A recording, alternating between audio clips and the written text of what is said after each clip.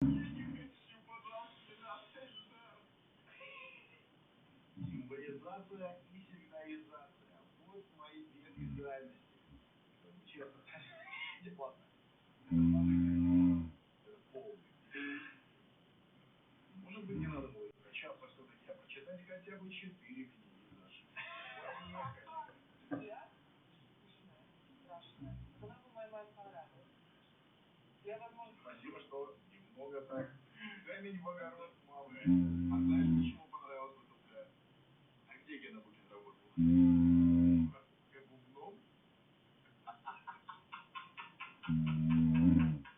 Посмотри на это говно. Просто, типа, я вообще хочу посмотреть на человека, кто это делал.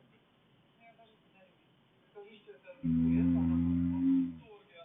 Научно-познавательный набор для проведения фантастических экспериментов. Я думала, что мы уже в таком участвуем. Настя открывает подарки. Среди подарков были банальные, дешевые. Честно говоря, подарки правда хаос.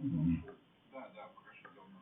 Типа, мне кажется, было бы лучше подарить даже украшение. Да что угодно, знаешь, просто обычный подарок. Это было бы лучше. Это намек, то, что я придумала?